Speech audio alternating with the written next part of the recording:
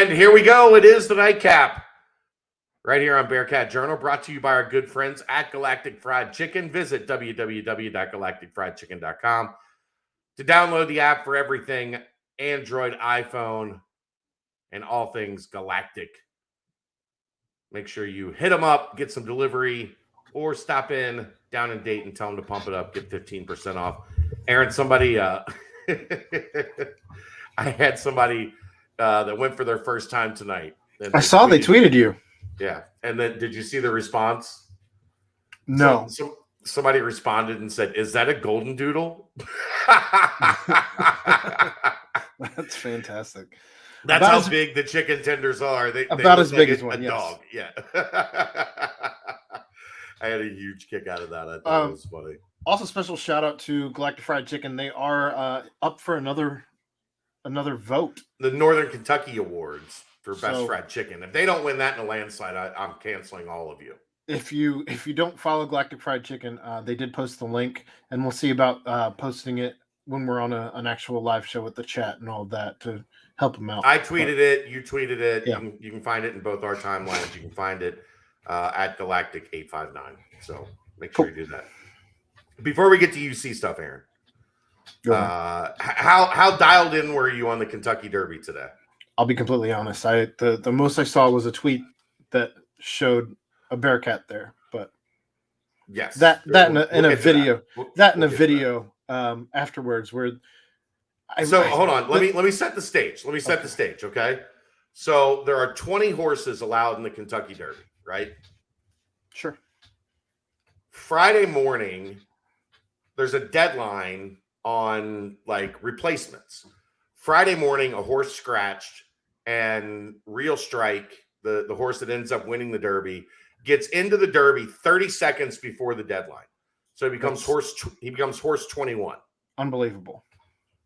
He's all the way on the outside. He's the last horse. Like when they come out of the gates, he's the last horse. He was an 80-1 shot, which was the second largest long shot in the history of the Kentucky Derby as far as a winner. If you watch the video, and wait. For every dollar you put down, you won 79. 80. Yeah.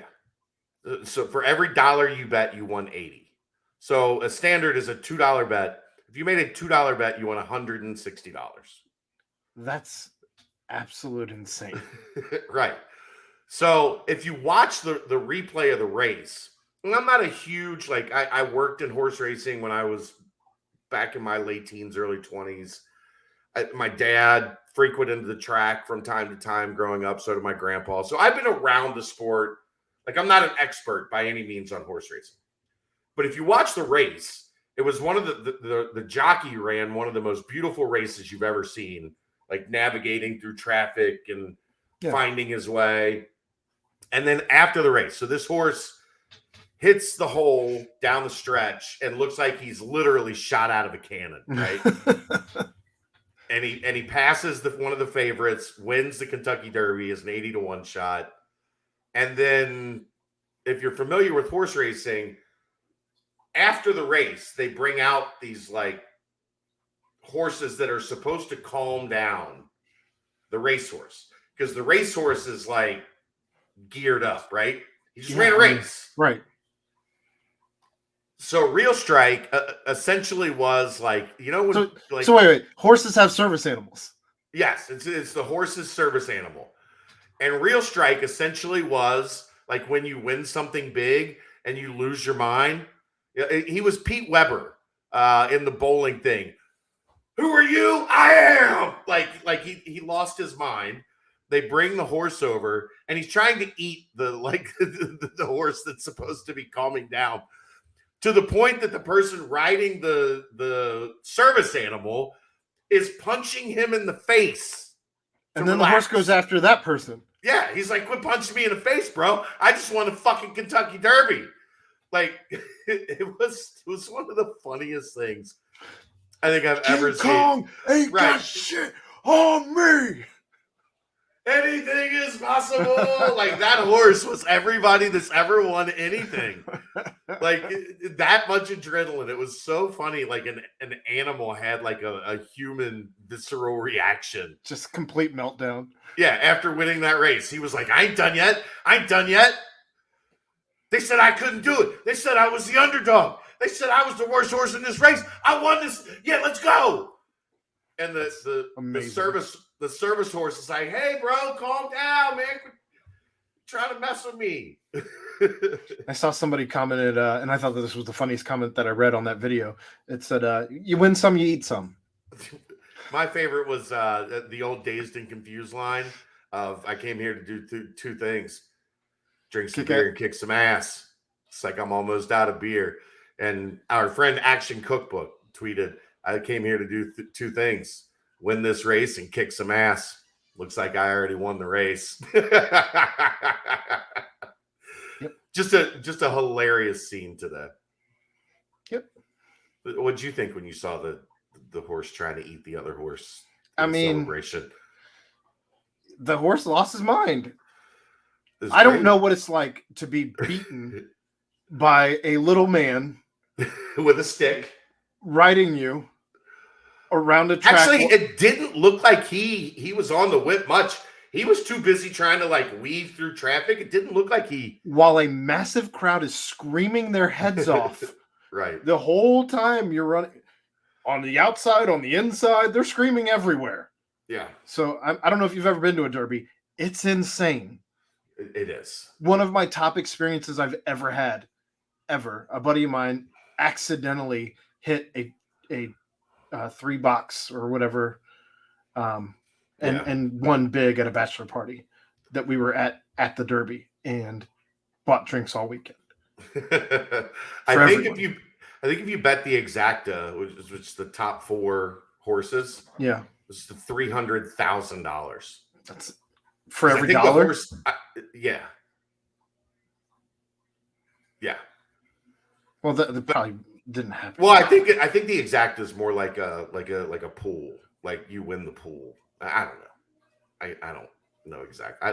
I don't think you could bet 100 on the exacta and win, 100 times. Yeah, I don't think you can. I don't think that's how the exacta. I don't know. I might be wrong.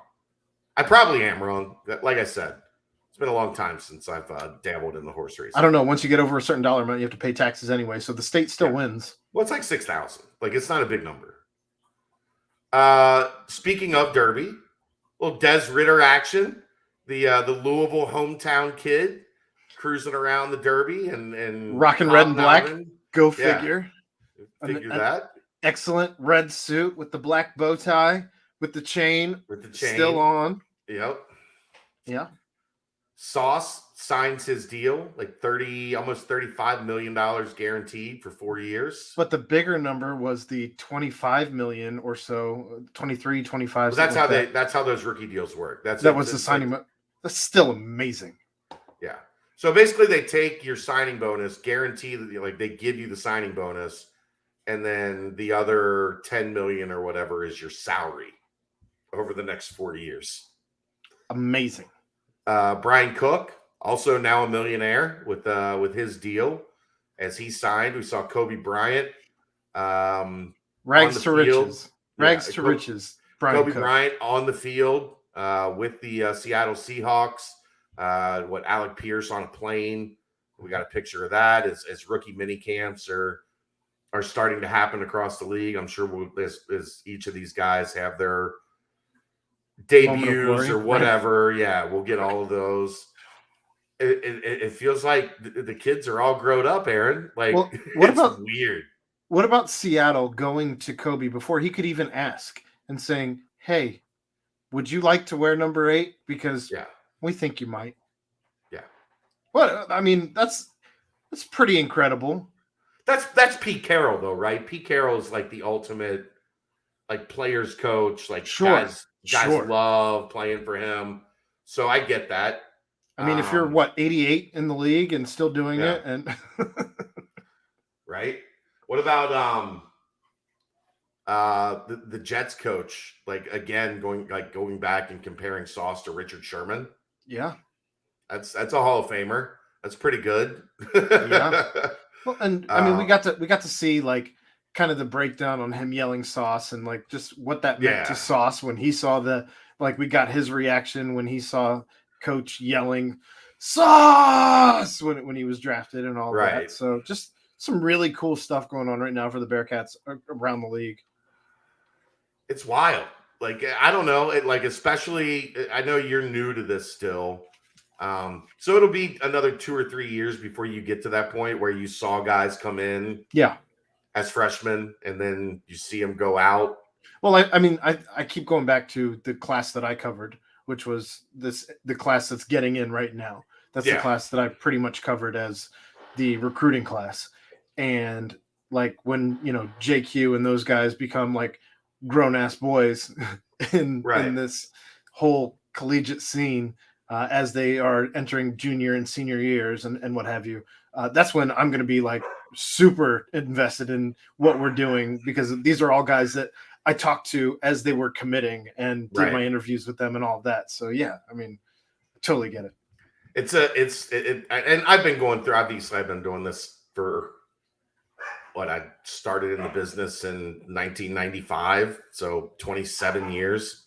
I've been doing this, and at this level, like specifically for 16 now, like it never gets old. One, but two, there's never been anything like this. Where like, it's normally been like three or One, four two, right. guys, a couple, like this, like you almost feel like you got to watch half the NFL. Thank God somebody went to the Chiefs because we already keep an eye on them. Chad, just get Sunday ticket. You can watch four games at the same time. No time for that. My daughter plays volleyball every Sunday. You could. They have DVRs. I know, but I'm not going back and watching NFL games. It's not happening. You want to see your boys bad enough?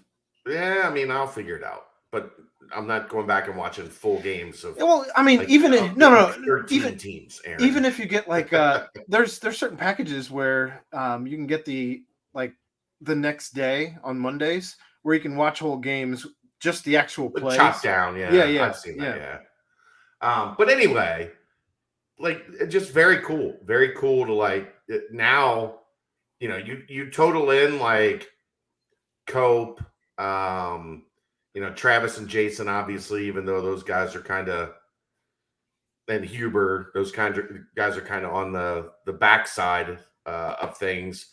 But this new wave, man, like the Forrest, Forrest and Dokes and Wig in Arizona. Now Majay's in Arizona. Thankfully, like I said, the Chiefs picked somebody else so we can just watch Brian Cook while we're watching Travis Kelce. It's a shame the Eagles didn't get anybody. They love the Bearcats. So is the tight end still in Arizona? There was a tight end last year that was a CFA. Undrafted free agent. Yeah, I'm sorry. I don't. Was it Bruno? Yes, Bruno LaBelle. No, I think he's back in the Canadian League. Okay. But like Josiah's up in Green Bay. Green Bay.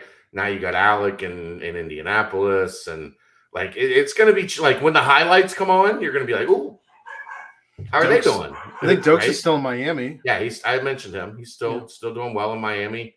So yeah, now we're getting to the point where it's like you've got a vested interest in at least half of the teams in the league, right?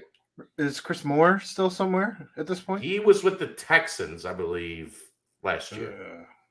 Yeah. Well, the good news is you can stick around there for a while. Where are you going to go? You can stick around there for a while. We need to have Chris back. Chris was an awesome guest. Had you joined at that point in time? That was before my time.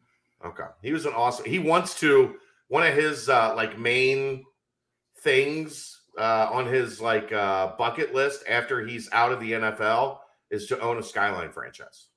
That's incredible. Like dead serious. Like I want to own a Skyline.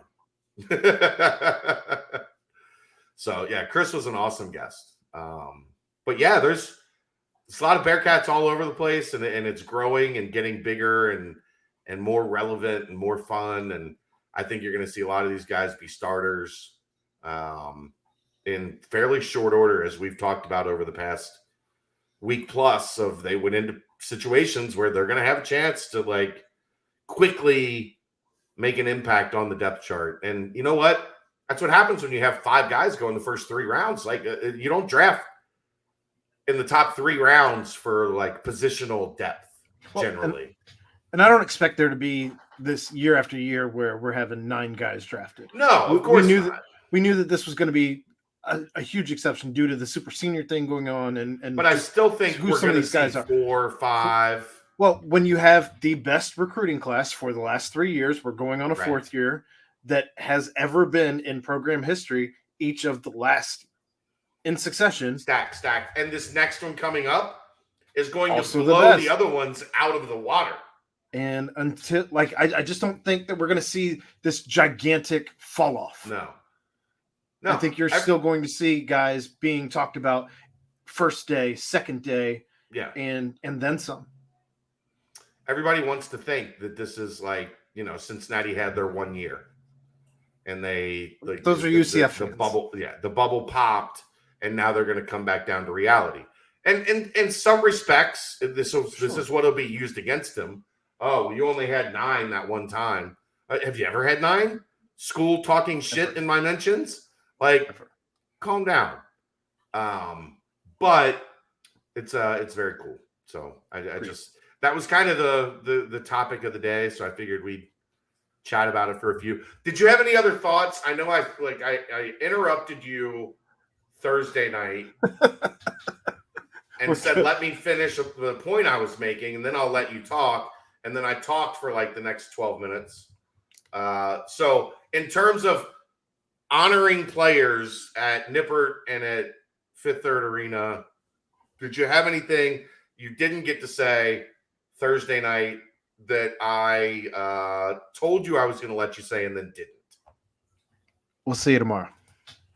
It's the Nightcap, brought to you by Galactic Fried Chicken, right here on BearcatJournal.com.